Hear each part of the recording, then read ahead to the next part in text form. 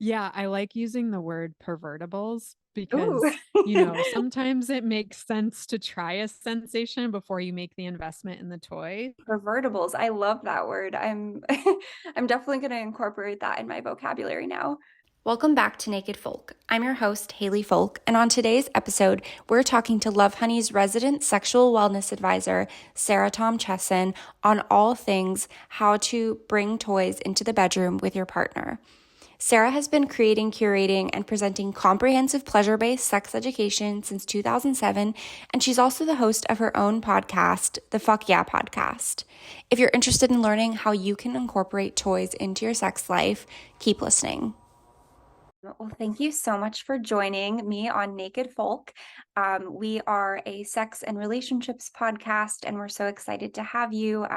I've worked with Lovehoney a lot, so I'm excited to dive into all things sex toys and holiday sex toys and how to incorporate them in couplehood. Thank you so much for having me. Yeah, I'd love to start off by if you could introduce yourself, kind of explain who you are, what you do in the realm of sex toys, and what you're passionate about. Yeah, my name is Sarah Tomchesson, and I've been selling sex toys since 2007. So I am a sex toy evangelist, I like to say, and I am Love Honey's resident sexual wellness advisor, which means that I do everything from content creation to supporting all the different departments in North America with understanding sexuality, how sex toys can improve people's lives, not only their relationship, but really just their lives in general. I'm a big proponent of pleasure as a healing and empowerment tool. So I've been, doing this work for a while. I have a podcast called Fuck Yeah.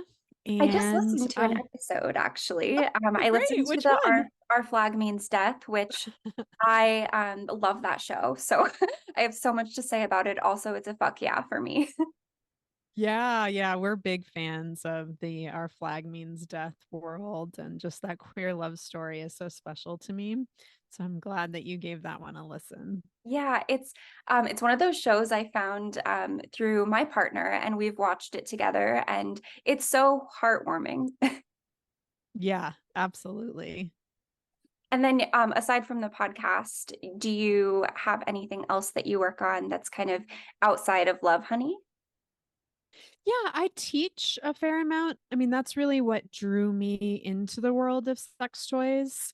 I got trained in a peer education model back at Babeland when I first started. And so I've been teaching pleasure based education for a long time. I just got certified as a sexuality educator formally this year, but I've been teaching for 16 years. And my recently, I'm really into teaching about pleasure as a more holistic concept Mhm. rather than orgasms exclusively, because I think that where a lot of our struggles with connecting with partners, connecting with our own bodies, and having orgasmic experiences really has a lot to do with how our culture does not encourage us to have a healthy relationship with the concept of pleasure in general. So Mhm. that's kind of the direction I've been heading more recently, is helping people connect with pleasure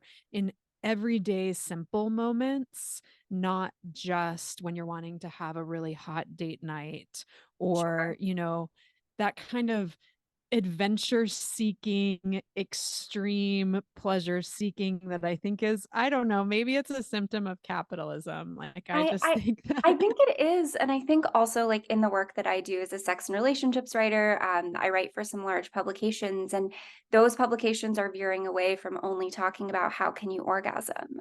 There's so many other ways to um, experience pleasure in your day-to-day life, even if that's just touching yourself without achieving orgasm, or playing with your partner in a certain way, or incorporating different levels of foreplay that aren't just like, can I reach this ultimate point that everyone should reach? And if you don't reach it, there's something wrong. Yeah, 100%. I think going through the pandemic, a lot of people experienced touch starvation.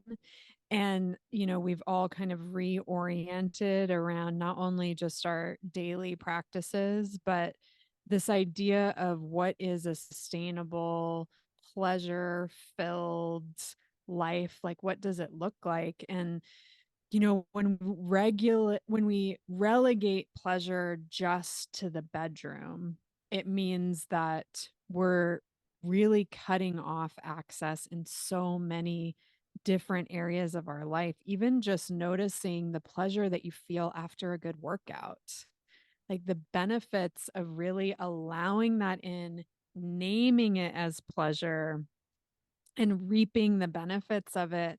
I think it has a lot of a domino effect into really all areas of your life. And I feel like we don't think of those moments as pleasure typically, right? We're just like, Mhm, oh, we mhm. worked out. It's fine. It's nice. But we don't use that word outside of sex. Yeah, yeah. I mean, it Generally. has become a euphemism for sex, right? Like, Yeah. I think a lot of the censorship too that we see on social media and advertising, all these things means that people have to use the word pleasure to mean sex. But I actually think it's really helpful if we differentiate those two terms. Mhm. Oh, wow. That's so interesting. I've never thought about that before. I really like that thought, actually. When it comes to your work with Love Honey and sort of the way that you Mhm. incorporate pleasure in that work and education about pleasure, what are some of the key points that you like to talk about or mention to people when either they're just starting out in pleasure or maybe they're just kind of feeling a little bit lost in accessing that word? Yeah, well, I think something that I've been working with a lot for a while now, but I think particularly more recently is the idea of pleasure mapping. And that's where I actually think that I think of toys as a tool Mhm, to help us have better orgasmic experiences, but also to really help us know ourselves, know our partners. And so I like people to start from a place of really knowing and understanding their personal pleasure map. And so, you can go out there and look at all of the articles on Cosmo and hear about how everyone else likes to experience pleasure, but that doesn't necessarily mean that that's how you're going to experience sensation. mhm, And toys can be a great way to explore your own pleasure map. So, an exercise that I encourage folks to try is I call it the erotic body scan, where ooh, you just like make some time, create a nice environment around you, whether that's like lighting candles or turning on, heavy metal, whatever that looks like for you, and just explore sensations through your whole body. So it's a body scan in the sense that you start either at the top of your head and work your way down, or start at your feet and work your way up. And I like to pepper in lots of different sensations, but making sure that you're touching your whole body. And toys come into this in that they can help you create lots of different sensations that you can't necessarily do with your hands. And mhm, the goal of the exercise is just to notice how your body responds and also how your body feels in your hands. Because for a lot of us, we have all of this negative messaging around how certain parts of our body look. mhm, And so, I mean, it's for me. I know that the softer parts of my body feel really good in my hands. mhm, And realizing that there's that biofeedback element, right? Of self exploration, of partner exploration. And so you just notice what feels good, what doesn't feel good, what are the different sensations that you really enjoy throughout your whole body. And then that kind of gives you a starting point for where you can jump off with your explorations, whether that's solo or with a partner. mhm. And when it comes to people experiencing this with their partner, do you find that there's some hesitation or like nervousness before? Yeah, I think you can do it solo or with a partner. I Hmm. think when you're doing it with a partner, you have to have that strong foundation of trust and communication. Hmm. And you have to be willing for things to maybe be silly or Yeah. ticklish or like, oh, I don't like that. You have to already have some tools around saying, oh, yes, I like that. I'd like more of that. Or, oh, no, please back off of that, type of stimulation. But it can be really fun to do with a partner if you have that kind of foundational level of communication already established between the two of you. But you have to clear the expectation of quote unquote success.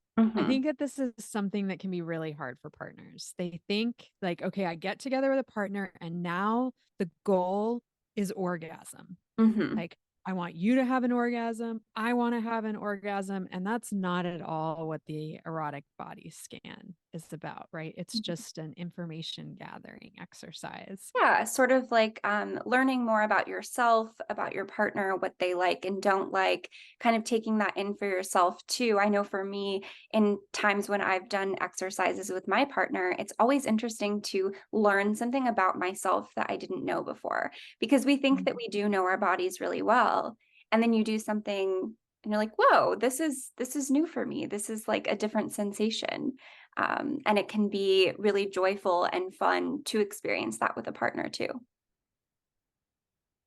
Yeah, and there's definitely a whole world, I think, of sensations and exploration that open up in partner play that perhaps are not something that feel comfortable to do on your own. That's kind of the added benefit of doing exploration exercises with a partner is like you might really like how it feels when your partner slaps your ass, right? But when Yeah. you do it in your solo play, you're like, oh, I just feel silly.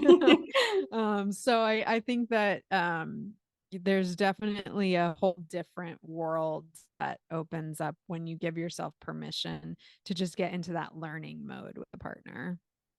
Yeah, I totally agree. And I think incorporating sex toys can be really fun as well. What are some of the sex toys that you recommend people to play with for this exercise? Oh yeah. So I mean, I think it's great to have lots of sensation toys around. So things like feathers, um, paddles. So for creating those kind of thuddy, slappy sensations. If you're not someone who has fingernails, things like a pinwheel that can create those kind of tickling sensations are really nice. And then I always think a good ergonomic palm shaped vibrator or wand is always fantastic because you can use them on any parts of the body for, if you've got a wand, you can even use it for like deep muscle relaxation. And then once you're applying it on more sensitive areas of the body, the sensation is going to feel really different. So I think having a range of tools around, even if that's ice or a massage candle to create different temperatures, anything that is going to be expand your sensory vocabulary. And ice is one of those things you might not think of, but you can reach for it. It's obviously not expensive. Anyone can try it. I'm sure everyone has something Mhm. in their house lying around that they could use for this. Yeah, I like using the word pervertibles Ooh. because, sometimes it makes sense to try a sensation before you make the investment in the toy. So, if you're someone who's like, oh, I have tried some light spanking with a partner, I am curious about that. Like, get a spatula from your kitchen and see if you like the way that that feels because it's going to distribute the sensation differently than someone's hand is going to. And if you're like, oh, yes, I'm really into that, then like, okay, now I'm going to invest in the leather paddle, right? Yeah. So I love that exercise of just like looking around the house and getting creative about like, what can I pervert around here? Ooh, pervertibles. I love that word. I'm I'm definitely going to incorporate that in my vocabulary now. So I'm curious, I did get the Lovehoney advent calendar. So I actually got two. I got a purple one and a pink box. It's a 12 day, and then I think is it 24 days? Yes. Um, and both are so cool. I had the chance to open them up and go through each of them. And I actually got one with my partner last year. So we got to play around with that. And it was super fun for us just to like anticipate every day opening up the box and seeing what was inside. And I liked that a lot of the toys were corresponding with each other. So you could use all of it at Yes. once. You could use one thing by itself. But I found the toys this year to be really, really fun. Could you talk about sort of what the process of those advent calendars is and maybe some of your favorite things about it? Yes, absolutely. Well, first of all, you're really lucky that you got the 24 day because it did sell out very quickly this year. So congrats on that. I love the advent calendars. Lovehoney was the first company to make a sex toy advent calendar.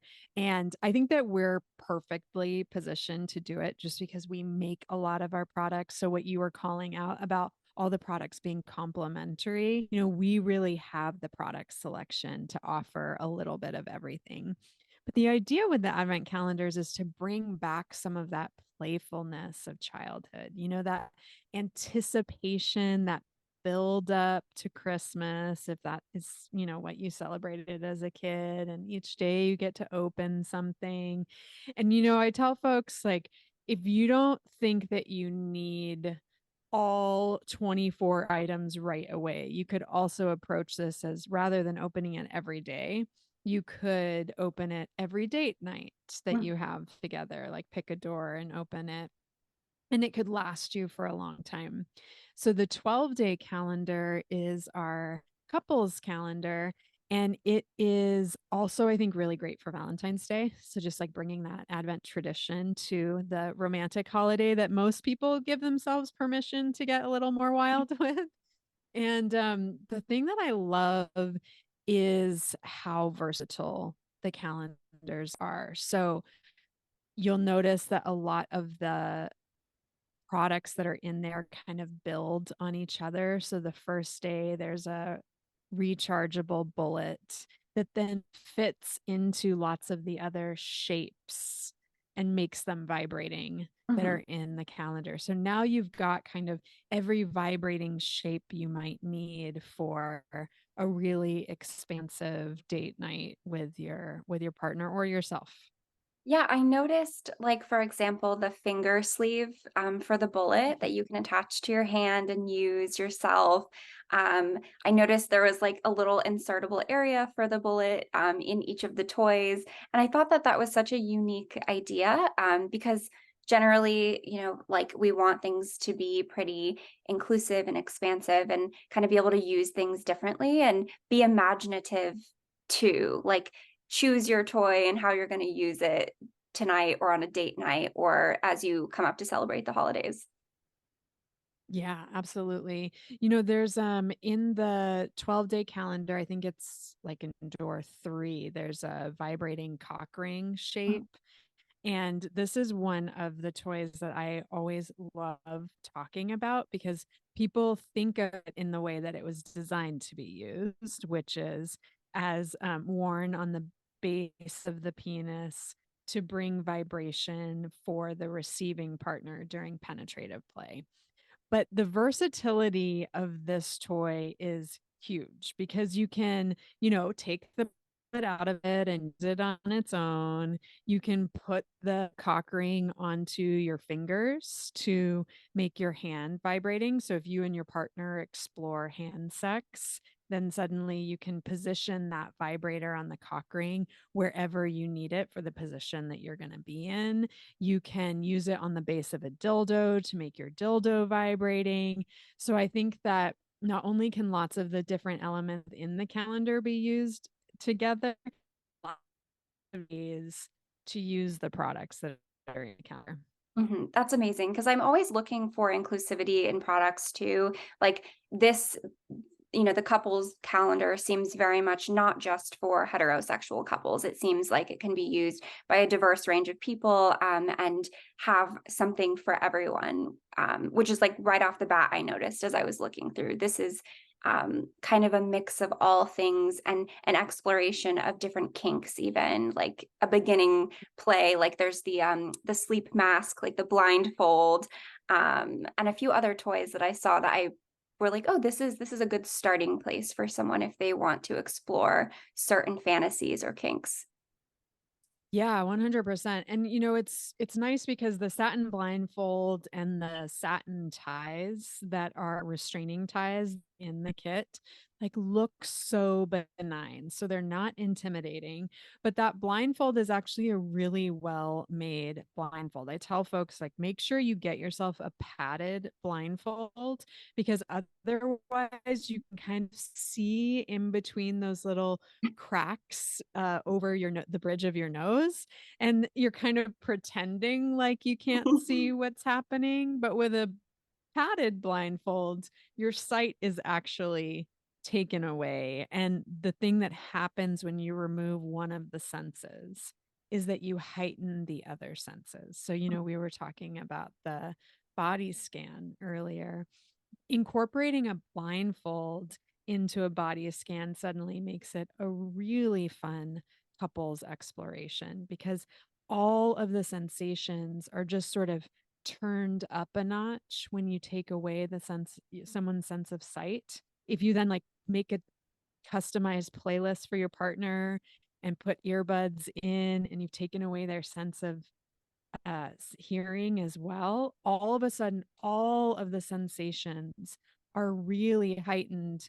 And the simplest kind of brush against your skin can feel really erotic because you've just really changed the context. Mhm. And you can really immerse yourself in that space as well. Like if you have absolutely no light, you're not going to be distracted from the sensations you're experiencing, maybe the certain type of kink or play that you're going into. You can really focus and be in your body too.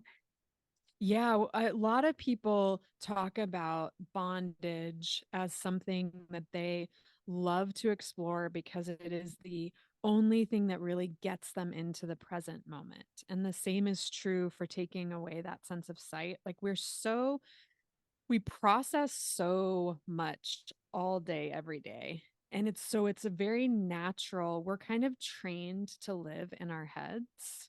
So when you take away any kind of sense of control, whether it's through being tied up, using a blindfold, using them together, you for some people they find that it's the only thing that can really bring them into the present moment and allow themselves to truly experience all of the sensations rather than kind of intellectualizing the experience or drifting off and thinking about the errands that need to be run and those sorts of things. That's something I hear a lot is people saying that they can't relax enough during sex. Like they're Mhm. thinking about work or what they have to do tomorrow.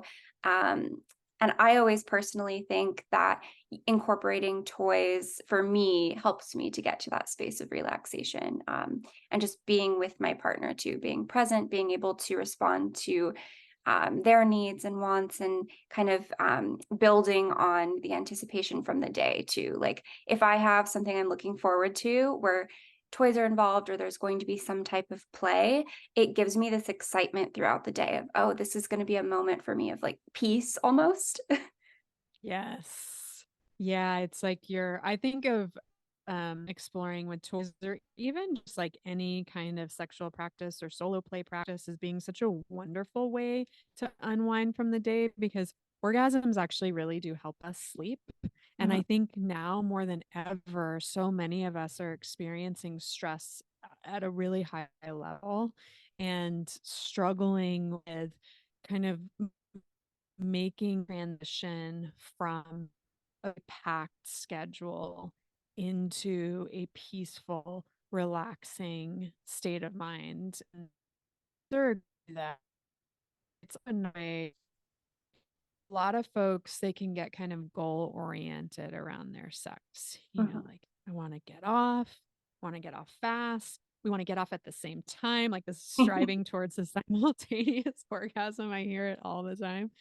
And it's like actually full arousal in the body takes time. And toys are an invitation to really take that time and builds lots of different layers of sensation in the body so that you can experience something experience pleasure in a really full way. Only just your genitals, right? You want orgasms to spread through your whole body, you to take that time, add sensation to areas. It's like having another pair of hands, right? Yeah. So you can have those more sort of full body experiences. And truly be able to let go and let yourself have moments of peace. And I was talking to my sister about this the other Mhm. day, that orgasms are actually good for our brain. Like, they're not something, I mean, yes, they can be quick and we can, need it quickly and that be done. But I think personally, for me to sit down and have a night of it, or to take my time and experience, okay, what is this going to feel like for me? Can I sleep? Is it going to help with my insomnia? Can I relax? And solo play, I think, is a great way to do that. And I think that a lot of the products I've used from Lovehoney have helped me in that instance. Yeah. I know. I love toys that you can use both with a partner and with yourself. I there is this there's a weird thing that I think women in particular have about feeling guilt around needing a toy or feeling like it's going to be challenging for their partner to know that ultimately, a pleasure device is perhaps getting them off with more ease than their partner can. And so I love to encourage folks to get toys that they can use in a variety of ways. So I talked about wands. There is a Mhm. wand in the advent calendar, which is fantastic because you can use it anybody to vibrate, the vulva so nicely. They can give pinpointed vibration to the clitoris. You can use them on the testicles or the perineum. Like they're just really expansive in terms of all of the ways that you can incorporate them into play. And so I think using toys both in your solo practice and in your partner play makes you not only more versatile and more confident as a lover, but it also just integrates the toys in a really fun way into all of your practices. I agree. I love something that can be used in multiple ways. And I think for me, using those kind of massager tools has been really fun for foreplay as well. It's not just like, can it help me get off, but can provide some sensation for my male partner that he might not experience before, because he doesn't typically reach for something that vibrates. Yeah. I know a lot of people think that toys aren't meant for penises. And, Yeah. I think that a lot of it, I think, is social conditioning. We're configured from all of the same stuff, right? Mhm. Like we have all the same nerve endings and tissue throughout our body a little differently, depending on, the sex of the person. Yeah, and I know, like, when I'm looking at sexual wellness companies, a lot of them focus so much on women, or folks who identify as women and not necessarily men. And there's very much like a limited amount of toys geared toward men. And when I talk to men about their experiences sexually, generally a lot of them say that they wouldn't even reach for the toys that are being sold to them, Mhm. because they're like, how do I even approach it? What will actually be good for me? Whereas like toys that are versatile can be surprisingly wonderful for men too. Yeah, absolutely. I mean, and there's, one of the big developments in sex toys in the last 10 years was pleasure air. So folks probably have heard of womanizer. There's a whole range of suction toys that came out after the womanizer developed pleasure air, which don't use the same technology. Pleasure air actually is changes in air pressure within the kind of suction head, that there's no direct contact with the clitoris at all. So you don't experience the same kind of numbing as you do with a suction toy. Well, they took that technology and made the pleasure air, kind of suction head a little bit bigger and put it into a body of a toy. It's called the Arcwave Ion, and it simulates the underside of the frenulum. And it's so genius because it's like the underside of the clit and the underside of the head of the penis are a totally analogous tissue. They're Mhm. just the size of them are just a little different, right? The Yeah. distribution of the nerve endings are a bit different. And so it's like there's now this like luxury pleasure air device that can be for all bodies. Like anyone can use pleasure air, but it's I think we have ways to go still in men thinking about kind of treating themselves to those kind of experiences. Mhm. When we think of like self-care and solo play, when I say those words, I think people associate that as a feminine experience. Yes, that's exactly what people think. I've Yeah. talked to a lot of people, and it's very much that. And talking to men in my life, they're a lot of times like curious about pleasure, but they don't think that it's maybe theirs to access. Yeah, yeah. I mean, we all benefit from taking more time building, because essentially what happens in the arousal process is that blood flows to our erectile tissue. So we've got erectile tissue in our nipples and then all throughout our genitals. And the more blood flow you have, the more sensitive your nerve endings are. So as you take more time to build arousal in the body before you go kind of dive into the nerve centers, you actually give yourself a little bit of a helping hand for when you decide to really stimulate, and focus your sensation on those nerve centers. So it's not a uniquely feminine or female experience to take your time, build up more blood flow, have a more kind of elongated pleasure experience. It just so happens that we've kind of framed the conversation in that way, right? Mhm. And and everyone deserves to experience that and practice self-care in that way. You said something earlier about kind of a holistic approach to sexual wellness, and I really like that because it can be a part of our lives, and it can be like, a routine that we do. It can be a part of our daily practices, and taking that time can be really special for each and every one of us, regardless of, your gender or sexuality.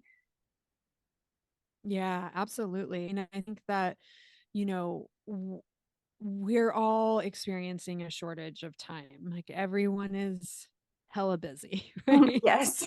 And so having those quickie routines, I think, is also really important. But if you are looking at your life and going, I don't do one nice thing for myself every day, that, in my opinion, is something to evaluate because you actually are more receptive to pleasure the more you experience it. You were talking about the benefits of in the brain of experiencing pleasure. Like we have a reward pathway in our brain and we overflex the muscle of things like alcohol or these kind of peak experiences like going out and clubbing and partying or drinking lots and lots of caffeine, right? These are things that actually activate the reward pathway, but there's so many ways to rebuild those paths to be receptive to much more subtle pleasure explorations, and it really expands your pleasurable experiences across the board because you're kind of strengthening up your reward pathway. Mhm. Oh, that's something I've never really thought about before in that way. I think Mm. that that's I mean, it makes sense. It makes total sense. I was just talking to my partner the other day about how sometimes when I go a long time without having a pleasure routine for myself, even if it's quick or slow, it's like it takes me a minute to get back in that flow. And then the more that I do it, the more that I want Yeah. it. Like, just even like having, physical touch with myself. Sometimes, we forget to touch our own bodies or experience our bodies in that way. And if you haven't done it for a long time, it's easy to forget about it and it slip your mind. But it does make sense. It's like a reward. The more you do it, the more your body's like, oh Mhm. wait, I could I could do that again. Yeah. I mean, none of us would expect, like, I don't know, if you are doing yoga and you stop going to your yoga class for many weeks, you wouldn't expect that then you would jump back in and be able to have the same flexibility or strength and poses.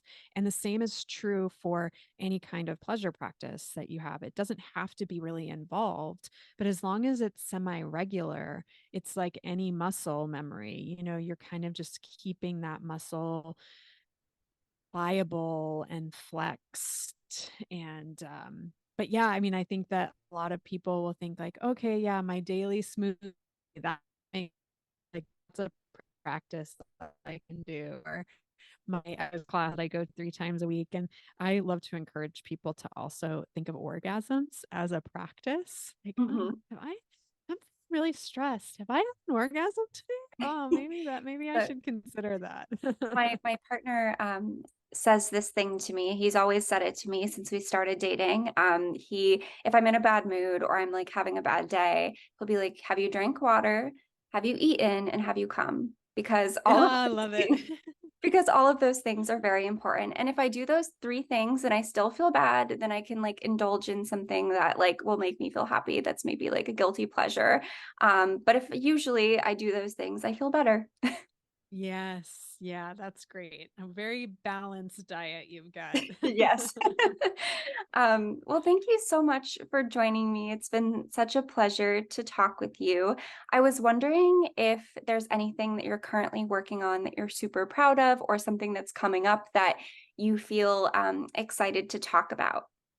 Yeah, well, I mean, I would definitely say that if you're in the market for toys, it is a very exciting time over at Lovehoney, because you're going to just get the best deals of the year. You're going to Mhm. be able to get the most toys possible for your budget if you are shopping at this time of year. And there are some fun new product releases coming out in the new year.